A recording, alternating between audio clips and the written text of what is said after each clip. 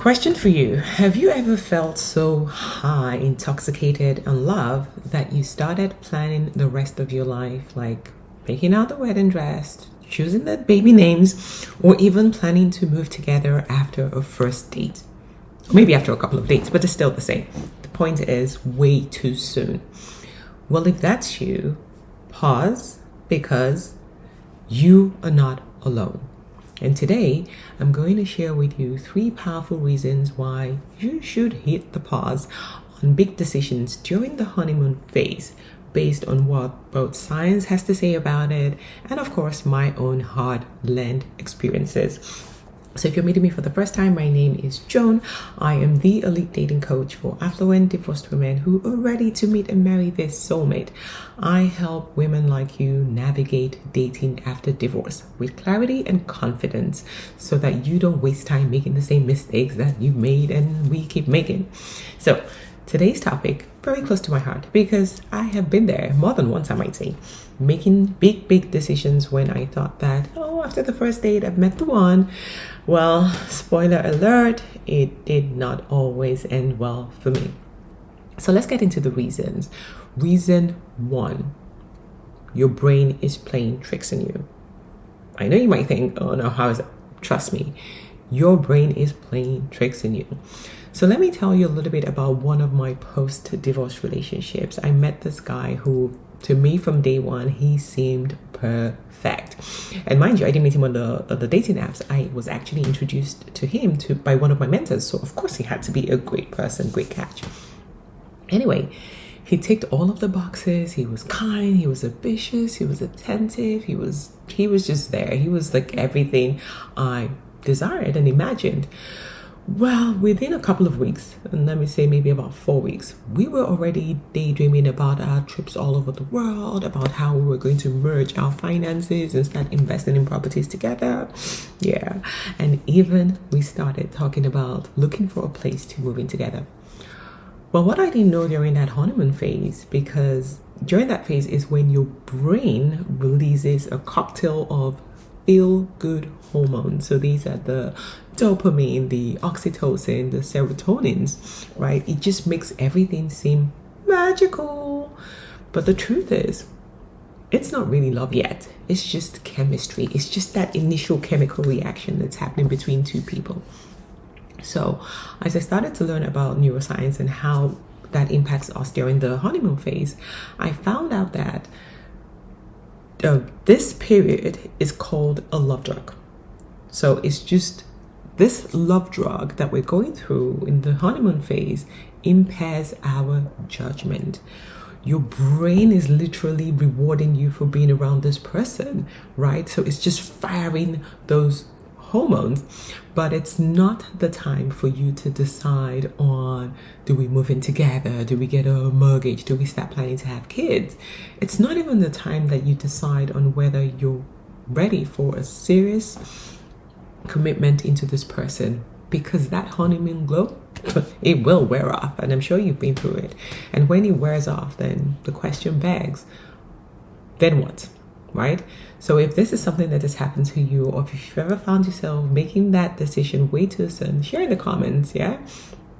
Just tell me, what were you thinking at that point in time? Okay, so let's move on to reason number 2. Well, reason number 2, the first one was about the brain, now is about you don't really know them yet. And I know you might start to argue with me, no, but I know it's been 2 weeks. I can tell he's in the, yeah. You don't know the person yet. And this is something that I teach all of my clients. Like, until you have seen this person go through all the 4 seasons of life, so which is joy, stress, conflict, and growth, you don't know them. It's really that simple. So I remember in one of my relationships, I've had many, as you can tell, but one of my other relationships, after the first one didn't work out after my divorce, right, this was now the next one. The first 3 months were absolutely amazing. He was sweet, he was charming, but then he'd never been through a stressful period, so I never knew how he handled stress. And then when he had some challenges at work, things were not going the way he planned. His bosses and his colleagues were against him, or they had had some misunderstanding. Oh my God. Rage! like he was so, I saw a different side to him. And at that point, it was just like, huge red flags. I cannot unsee this behavior, and this is definitely not something that I wanted to move forward with. It was like a totally different person. And after that day, he just wasn't the same person to me anymore. So the truth is, during the honeymoon phase, people are on their best behavior. I always say this, and people think it's not true. It's men, female, everybody. We don't even know we're doing it, right? It's just this unconscious way that we are. We're trying to put our best foot forward, you might say. You're trying to highlight the amazing things about you, which there's nothing wrong with it, right? But when you're deciding on being in a long-term relationship with somebody, it's built on beyond that. You need to see this person through all the other areas of life. You need to see how they behave when the chips are down and things are not really working out the way they plan. So making big decisions very early on means that you really haven't seen all of them. Maybe you've just seen that initial, I'm so great, I'm so fabulous. And again, remember, the brain is already playing tricks on you. So at this point, you only see what you want to see. And you really haven't seen the true them. And again, it's the other way too. They haven't seen the real you, like the full you. They've seen bits of you, but not everything about you. So it's not really a good time to start planning this long-term decisions. So let me ask you, would you buy a house just 1 hour after touring it? So you go for a home tour and you're just like, oh my God, let me put in an offer. No, you will take the time to do further investigation. You will make sure that you check the foundation to make sure that it's solid. You will check all the fixtures, the electricals, you will get the report and everything that's happened to the house, right? Before you commit to such a big commitment. So why would you ever commit to forever before you've even had a chance to test the water? It might be cold today, but it might be hot tomorrow. And when it's hot, what are you going to do about it? Right? So that's just number 2 on why you should slow down on really making those long-term decisions. The third one I want to touch on, which is where I'm really passionate about, it's about inner work. Right? It's not just about them, because that's the easy way, right? Trying to be the victim and say it's them, they're the problem, they're the ones who didn't, whatever. But now it's about inner work. The you doing it or you're not doing it, right? So for me, I know that right after my divorce, it was like, oh gosh, I had to prove that I wasn't the problem. So of course I rushed into relationships. And of course I kept meeting the same people, just not with the same name or the same face. And it was only after more and more heartbreaks, more and more disaster of relationships, because I was afraid of being alone. I was afraid of my ex moving on before me. I was filled by fear. I was really guided by fear, making a lot of decisions with these people. And we all know that honeymoon phase is really intoxicating, because like, oh my God, you just like head over heels in love. And you really need to ask yourself some questions, right? Am I operating from a place of love and security? And most times you will find that the real answer, the truth, if you really ask yourself the question, is that most times we don't want to be alone. You're looking for somebody to love you, right? And maybe you met finally a good man. Maybe you haven't seen a good man in a long time, and now it's like, I don't want to lose this person, so I'm just going to just stay there and just keep moving things forward and try to make some long-term commitments quickly, so that it feels like you have that security that you're looking for. But that honeymoon phase, oh my God, it's actually a good time. It's a lesson teacher, right? But the problem is, rather than using that period to learn about ourselves and to learn about what we want in a relationship and what our true goals are for a relationship, we're busy making these long-term decisions, right? The honeymoon phase is where you're supposed to enjoy the connection. You're supposed to just have fun with it, use it to assess, and really just look at what is it that this person represents, and does that align with your own core values, right? But again, like I said, it's also a lesson teacher, because you can slow things down and start to ask yourself, was this really what I want? Or am I being pressured by society and family and friends because they don't want me to be alone? I'm getting older, I'm this, I'm that, fill in the blanks, right? Or do I really know what I want? And am I assessing for whether this person really meets those desires that I have, so that I can either move forward or just move on to somebody else who's better aligned? That is such a beautiful period to be able to look at the relationship, look at this person, and make some decisions about whether they're somebody that you want to be with, or whether you're just doing it because you want to rush and get married and move in and do whatever else it is that people rush into relationships for.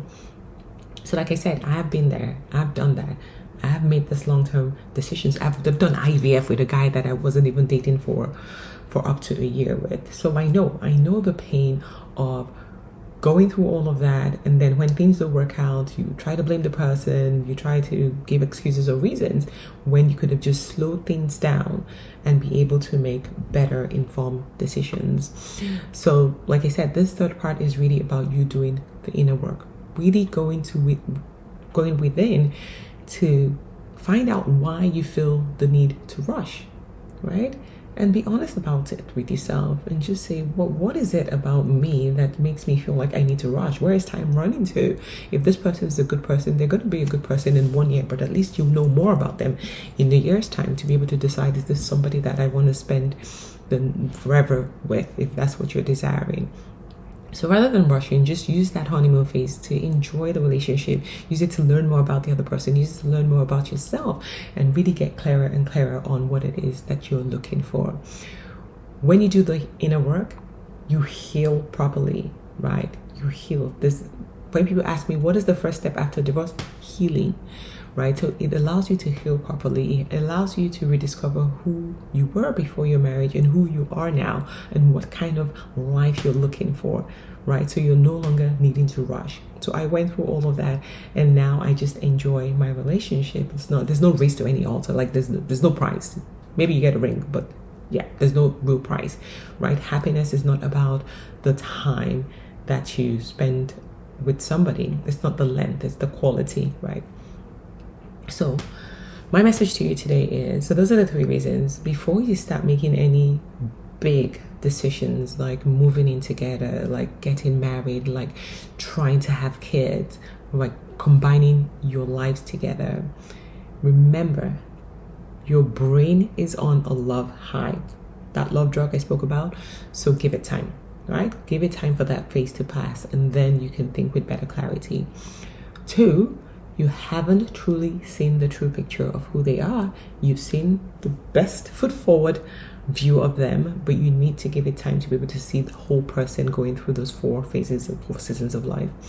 And then 3, you need to be sure that you've done your own inner work so that you're not rushing or trying to move the relationship too fast because of fear of being alone, fear of losing a good guy, fear of fill in the blanks. So slow things down. You will be thankful that you did. So those are the 3 reasons. If you're ready to move forward with your dating life and you want to date with confidence so that you can attract your true soulmate without sabotaging yourself and getting in the way, then I want to invite you to book a free strategy call with me. I will put the link in the description because I can help you figure this out. You don't have to do this journey on your own. I've been there. I've worked with many women like you who've been there, and I can help you figure it out. So if you enjoyed this video, don't forget to hit subscribe, like, share with somebody who needs to hear this message, and let me know in the comments, have you been in this situation and what are some of the biggest decisions that you've made during the honeymoon phase? Like I said, for me, the biggest lesson was going through IVF with someone that I didn't even really know, because my ex-husband had gone ahead and had a baby with another woman. So let me know in the comment section what your big aha is, and I will see you in the next video. Thank you for watching.